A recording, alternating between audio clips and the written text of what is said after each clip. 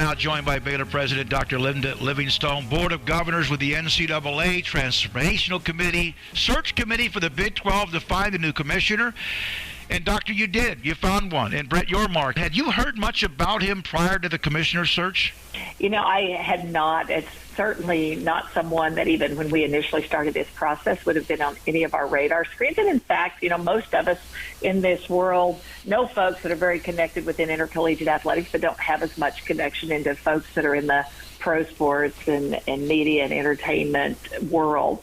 And so he was brought to us, of course, by our search firm, Turnkey, along with several other really interesting non-traditional candidates and some really great traditional candidates. And so it was a diverse pool that gave us a lot of different people to look at with different skill sets, different levels of insight into the kind of different aspects of what are going to be important to us going forward. And Brett rose to the top of that process, and we're really excited about what's ahead for us. You hear about the fact that he's a big thinker, he's a deal breaker, that he builds relationships. Obviously, with what he's done, he has handled some major negotiations with sponsorships, with NASCAR, with Barclays Center, among others. How much did that come into consideration of what he's already done? Well, that was really critically important to us because we know going forward that, looking at how we handle sponsorships both at our schools and at the conference level, looking at media rights as we prepare for a new media deal, as we transition schools into the conference, as we transition schools out. And then as we think about the broader landscape of college athletics and all that's going on in the NCAA and just the uncertainty and change that's going to take place there, that having someone that was a visionary that could help us think outside the box, that brought a skill set that could really help us leverage some of those new areas that we're going to have to deal with and put more emphasis on them we probably have historically, was going to be really important to us. And so, again, Brett brings so much of that to the table, and he's highly regarded in his industry and for the expertise he brings. So we feel like, given where college athletics is now, which is different than where it's been in the past, it was the right decision for the conference moving forward. Yeah, I was going to ask you that because of the college athletics in general has been, I guess you could say, turned upside down the last couple of years. And so, yeah, there's always, like you said, there were traditional candidates as well. It was the timing for him and him being interested in the Big 12 just perfect because of all that we've seen for the last couple of years? Oh, I absolutely think so. I think if you'd gone back 2 or 3 years or 3 or 4 years, we might have come to a different conclusion than we did. And there's been so much upheaval in the last couple of years with some of the court cases and, some of the legal issues, as well as, what we're seeing with NIL and other things. I think we're going to all have to think a little bit differently about how we lead and manage intercollegiate athletics while ensuring the integrity of it in the context of our academic institutions and really the primacy of the academic mission within the context of all of this. And so, having some folks in the mix that think very differently about it is going to be important to us. We have amazing athletic directors in our conference who know intercollegiate athletics deeply, who understand this. That will be wonderful partners for Brett in this process. I think he recognizes that as he kind of looks at his team going forward, that bringing somebody on that has that deep intercollegiate athletics knowledge is going to be important as well. It's kind of what he did at NASCAR. He went into NASCAR, knew nothing really about or very little about racing, and brought somebody in that was really deeply embedded in that industry. And so he brought one thing to the table, and he brought somebody in that brought things to the table that he didn't. So I think he also, and this was our sense as we interviewed him, knows what he knows and knows what he doesn't know. Mm-hmm. And that's a really important skill for a leader, so that you put the people around you that help you to do what you do really well, and then do the things that are areas where you need some assistance or people with a different skill set than you have. How relieved, I don't know if that's the right word, but how nice is it that once the Bob Bowlesby announcement came down, and media days aren't until mid-July, there's a couple of weeks of everyone having a chance to kind of take a deep breath, including yourself and maybe even us. But how important was it to get this out and move forward? Well, we felt like doing this search in a very timely way was really important, and we did. I mean, we put, when President Skubnik and Chancellor Girard and I met with the search firm, we talked with the other presidents and chancellors. We knew we wanted to do a very efficient process. It would be much better if we could bring somebody on board, before we get into the fall semester and particularly the start of football season. Now, we weren't going to do that at the expense of making sure we found who we thought was the best candidate, but we worked closely with the search firm. We put together a really tight timeline, and then we lived by that. Credit to the search firm for really leaning into it, and then all of us in the conference that were involved really stepping up and making our calendars work to make it happen. So we thought it was really important. We think this is going to be really good going into the new year. And then when we've got the new schools coming in next summer, it really gives a year runway for the new commissioner to help ensure that happens in a really fabulous way. And actually, we can even begin the messaging in a way that gets everybody excited about what we're going to look like a year from now, different than we look like now. I saw the release, and not many that I can remember commissioners in sports other than professionally. Do you have, for example, the NBA commissioner in Adam Silver, who knows Bret from his time with Barclays, among other things that he's done with Rock Nation as well? That was unique. And then also Fox Sports CEO and executive producer Eric Shanks, I think he's got a pretty good friendship with him as well.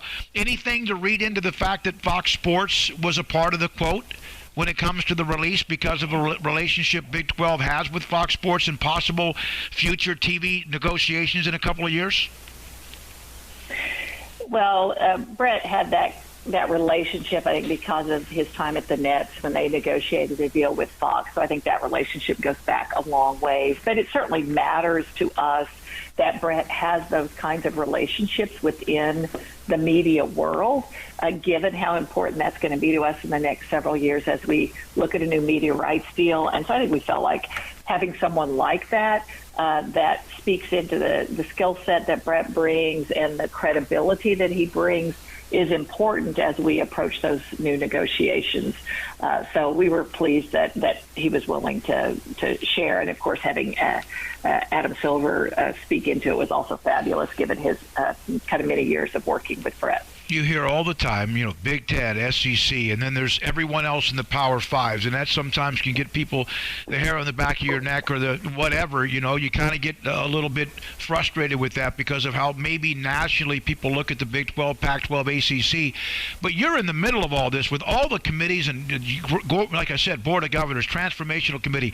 Were you thrilled, happy, in a nice way, surprised what the interest was for someone to want to be a part of this conference despite some of the things that have happened recently? Well, we were thrilled with the quality of candidates we had, both non-traditional and traditional. And I think it speaks to the perspective that very broadly the conference is viewed as very strong. Very broadly, people were excited about the new schools that we're bringing in. Frankly, very excited about the broad national footprint that we now have from the East Coast to the Mountain region and, frankly, into the West Coast with the addition of BYU. And so I think it just showed that people have great confidence in the conference and where we're going, and that people were very excited about the opportunity to lead and help the conference become even stronger in the future. So, yeah, we were thrilled with the quality of the candidates from both non-traditional and traditional avenues. And, again, I think it speaks well to the conference and how it's viewed out there. How quickly did you know, with all respect to everyone else who was a candidate, when Bret, when you guys met him, got to know him, could you tell perhaps that he was, I don't want to use the word unique, but this could be someone special? Well, you could tell early on, and there were several candidates that I would put into this bucket, that he brought something to the table that could be very, very important to us. It was it was in a way a challenging process because we had such a strong pool, and there were really strong candidates both through the process and then in the finals as well. And so again, I think that speaks to his strengths and what he brought, and the confidence that the presidents and chancellors had in him after meeting him. But you knew when you first met him that there was something about him that could be really exciting for the conference going forward. And again, we had several candidates like that, but of course he kind of emerged at the end as the one we really had great confidence in leading us forward. I know as part of the Transformational Committee, you guys are always involved in something. I did see today where the coaching, I guess the coaching staff limits will stay in place for perhaps another year. Is that just a matter of time, you think, before that changes?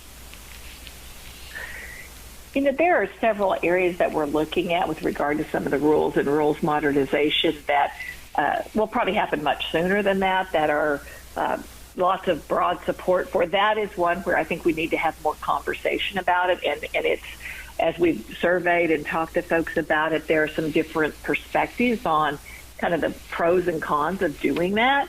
And then how does that fit with, the things we're doing to support student athletes at an even a greater level, what we're doing about kind of how we're managing recruiting days and those kinds of things. And so we just want to make sure that as we modernize the rules and think about how we can reduce, some of the bureaucracy and red tape, that we're doing it in areas that matter the most and have the most impact, particularly in ways that benefit student athletes, and then we're not doing it just for the sake of changing. So that is one that we need to put some more thought into, understand better the potential implications, and get more feedback in the process. So I don't know that I have a thought yet on where I think that's going to go at the end of the day, but it is one we're going to spend more time understanding and listening to folks about. Dr. Linda Livingston, Baylor University. Again, Brett Yormark named the Big 12 commissioner, among a couple of other things. What has been the reaction you have received from your peers on the hiring of Brett Yormark? Well, the vast majority of the response that I've gotten and frankly that I've seen as I've kind of monitored social media has been really positive because they see him as a potential game changer and understand the changing landscape of intercollegiate athletics and the need to have maybe a different way of thinking about it. There's certainly people out there that are skeptical and don't, when you don't know somebody, you do kind of go, this is kind of interesting. I wonder what this means. But in general, the response has been extremely positive. And I think as people meet Bret, as they get to know him and hear his thinking about where we could go as a conference and some of his exciting ideas. He really is an out-of-the-box thinker, very visionary. I think those people that just don't know him and don't know what to think will understand why we chose him and why we think he's the right person to lead us into this sort of next stage of life for the Big 12 Conference. 13 months ago, the Big 12 was rocked with the decision or the story, the report that came out about Texas, Oklahoma, and the SEC. And, of course, it seemed like, my gosh, it was like what's next? And the conference recovered. Bob Bowlesby and company and others, presidents, ADs, recovered and found the incoming four. Do you feel like right now with what's going forward, yes, TV negotiations, revenue negotiations are critical, but do you feel like right now that going forward the Big 12 is as close with parity among everyone than it's ever been since you've been around? Well, I will say, and we, in our meetings earlier this week when we were interviewing finalists and the new four schools were there, OU and Texas were there and participated fully in the process as well, there was just a tremendous sense of collaboration and positivity about the conference and where we're going. And I absolutely believe that as we move forward and with the kind of the 12 schools that will ultimately be the conference, there's a great deal of willingness to collaborate, work together, recognizing that that's the way we're going to be strongest as a conference, and probably in ways that it may be hard for other conferences to do because I think there is going to be a tremendous amount of parity, and there's a great deal of respect across the conference for each other and for what we each bring. Both some things are very similar and also some qualities that are quite different in the schools. So everybody's excited about it. The athletic directors, the presidents and chancellors feel really good about where we are and where we're going, and just the willingness of the schools to work together to do what's best for the conference. The SEC always has been, it seems to me, even with them having some mega powers, blue bloods, whatever you want to call them, logos, that they understand the conference is only as strong as the weakest link. I never got that impression with the Big 12. Not that there's a weakest link, because everybody has their strengths. Do you feel like that's going to be the personality of the new Big 12? Well, I absolutely believe that we all recognize the tremendous value of every single school in the conference, and they do. You're absolutely right. We each bring different things to the table, and I think that leads to a really strong conference overall. And I do believe there's a great deal of respect among the schools in the conference, and understand the unique value of each of those schools to helping us to be the strongest conference we can be going forward. So I'm excited about it. Everybody, it was just a great sense among everyone this week when we were all together, and really looking forward to moving forward together. Thank you for your time. I know you're trying to just get away and decompress yourself. Thank you for your time, Dr. Livingstone. Appreciate you. Hey, happy to be with you. Anytime I can be helpful, always glad to meet with you, David.